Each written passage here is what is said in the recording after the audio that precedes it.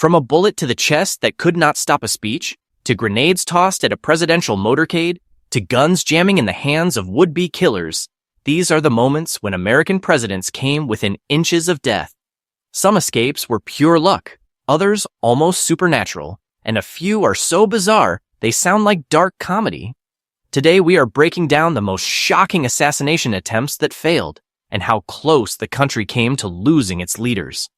The story begins in 1835 with Andrew Jackson, the 7th President of the United States and the very first target of an assassination attempt. He was leaving the Capitol after a funeral when a man named Richard Lawrence stepped out of the crowd. Lawrence aimed a pistol at Jackson's chest, pulled the trigger, and nothing. The gun misfired. Furious but undeterred, Lawrence pulled a second pistol, aimed again, fired again, and once more the gun jammed. The odds of two flintlock pistols failing back to back were astronomically low, but that stroke of luck saved Jackson's life. The president, then 67 years old, did not run.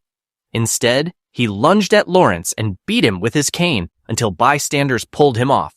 It was a defining image of Old Hickory, stubborn, fierce, and unwilling to be taken down.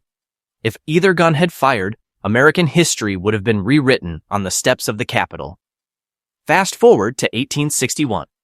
Abraham Lincoln had not yet been sworn in when word spread of a conspiracy in Baltimore. Southern sympathizers planned to ambush and kill him as he changed trains on the way to Washington. Allan Pinkerton, founder of the Pinkerton Detective Agency, got wind of the plot and urged Lincoln to travel secretly. Against his instincts, Lincoln agreed. He was smuggled through the city at night, wearing a soft felt cap and an overcoat that disguised his towering frame. Critics later mocked him for sneaking into the Capitol like a thief in the night. But the truth was simple. Without that disguise, Lincoln might never have made it to Inauguration Day. Two near misses, decades apart, had already shown the country that the job of president came with a target on your back. And this was only the beginning. By the dawn of the 1900s, assassination had already taken the lives of 3 presidents. But some who followed would face their own brushes with death and walk away with stories so wild they sound like folklore. Take Theodore Roosevelt.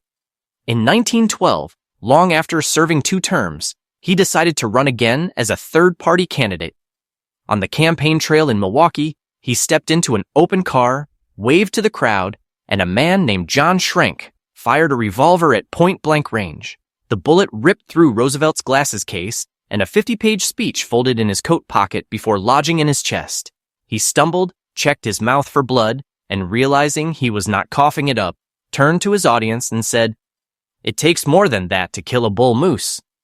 Then he delivered his entire 84-minute speech with a bullet still inside him. Only later did doctors remove it. The bullet never left his body.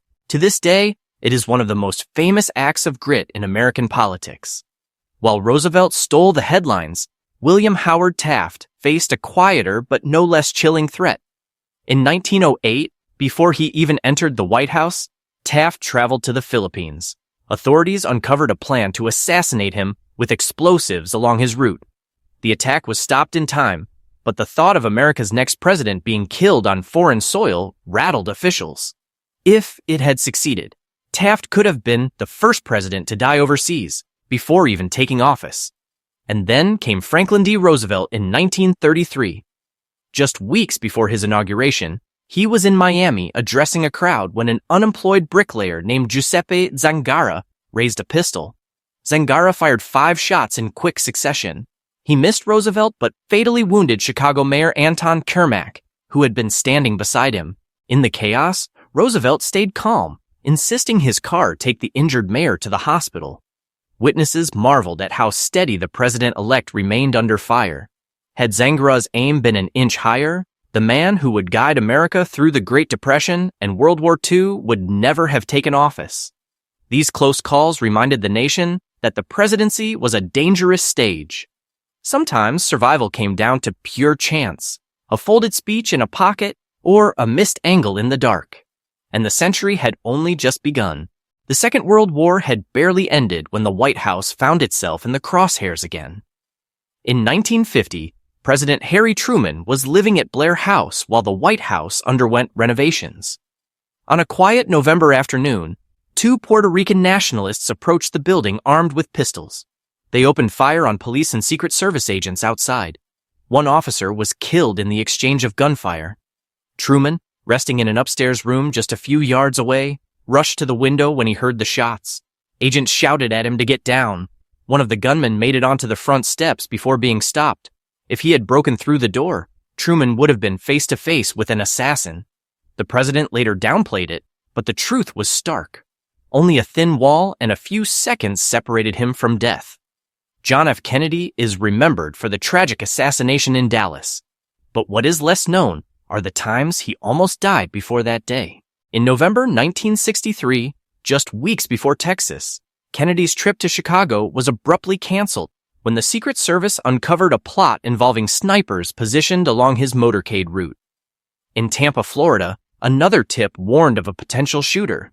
Both plots were stopped, and neither made headlines at the time. When Kennedy finally rode through Dealey Plaza, it was not his first brush with danger. Dallas was the moment the assassins succeeded, but the warning signs had been there all along. After Kennedy's death, Lyndon B. Johnson lived under constant threat. In 1968, the nation was already reeling from political violence, and Johnson himself was the target of several plots. The FBI disrupted at least one credible plan to ambush him during a trip. Johnson once admitted that he never truly felt safe, even surrounded by Secret Service. For the man who inherited the Oval Office under gunfire, the shadow of assassination never lifted. Then came Richard Nixon, who faced danger in ways that bordered on the surreal. In 1974, a man named Samuel Bike concocted a plan to hijack a commercial airplane and crash it into the White House, a scheme chillingly similar to what would later happen on September 11th. Bike was stopped before he could take off, but the concept alone sent shivers through security planners. In California, another attacker nicknamed the Samurai attempted to get close to Nixon with a weapon before being subdued. Though Nixon left office disgraced by Watergate, he also survived some of the strangest threats ever aimed at a president. The Cold War years proved that the danger did not fade with time. If anything, modern weapons and global tensions made the job even more perilous. And as the 1970s dawned, the number of attempts would spike like never before. If the Cold War years proved the job was deadly, the 1970s put that danger on full display. No president embodied it more than Gerald Ford. In the span of just 17 days in 1975, he faced not one, but two attempts on his life. The first came in Sacramento when Ford stepped out of his car to greet a crowd. A woman named Lynette Squeaky Fromm, a follower of cult leader Charles Manson, pointed a pistol at him from only a few feet away. She pulled the trigger, and nothing happened. The gun jammed. Secret Service agents swarmed her instantly, and Ford was rushed away, visibly shaken but unharmed. Less than 3 weeks later in San Francisco, it happened again. This time, a woman named Sarah Jane Moore raised a revolver and fired at the president as he waved to supporters. The shot missed only because a bystander lunged at her arm in the last second, deflecting the aim. Ford ducked into his car as agents tackled Moore to the ground. To survive 2 assassination attempts in under a month was unprecedented. Ford later joked about his California welcome, but the reality was chilling. America nearly lost a president twice before October was even over. Ford's successor, Jimmy Carter, also had his own brush with danger. In 1979, Carter was preparing to give a speech in Atlanta when authorities arrested a man carrying a pistol just a few hundred yards away. Reports suggested he might have been part of a larger plot, though details remain murky. Carter went on with his schedule, but the incident underscored how the threat never really disappeared, even in moments that barely made the news. And then came Ronald Reagan. On March 30th, 1981, as Reagan exited the Washington Hilton Hotel, a young man named John Hinckley Jr. opened fire with a revolver. 6 shots rang out in less than 2 seconds. One bullet ricocheted off the presidential limousine and struck Reagan in the chest, just an inch from his heart. He collapsed only after being shoved into the car, whispering to his agents that he thought his rib had been broken. At the hospital, Reagan quipped to the surgeons, "I hope you're all Republicans." The line made headlines worldwide and steadied a nation that had nearly lost another leader. Ford's double escape, Carter's near miss, and Reagan's survival reminded Americans that the presidency was as dangerous as ever. Sometimes it was luck, sometimes it was quick reflexes, and sometimes it was sheer toughness that kept these men alive.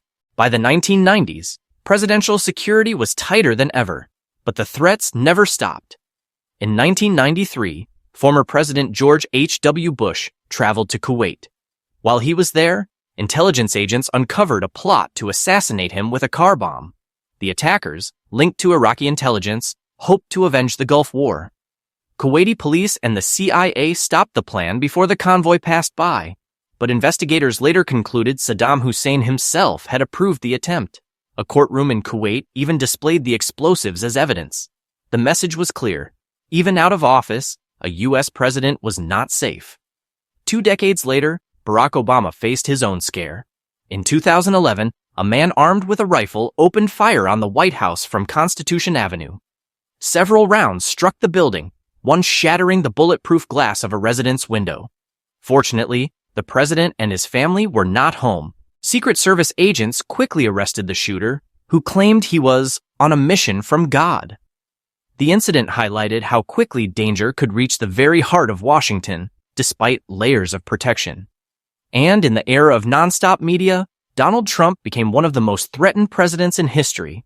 In 2016, during a campaign rally in Nevada, a man tried to grab a police officer's gun just feet from the stage before being subdued. 4 years later, more threats surfaced, but the most shocking came in 2024. During a rally in Pennsylvania, a gunman's bullet grazed Trump's ear, missing his head by inches. The dramatic footage showing Secret Service agents tackling him as blood streamed down his face was replayed worldwide. It was a stark reminder that the office remains as dangerous now as it was in Jackson's day. In over 2 centuries, 4 presidents have been killed by assassins, but more than a dozen others barely escaped. Some lived because a gun jammed, others because of a quick-thinking agent, and sometimes just blind luck. It proves one thing. No matter the century, being president of the United States is still one of the most dangerous jobs on earth.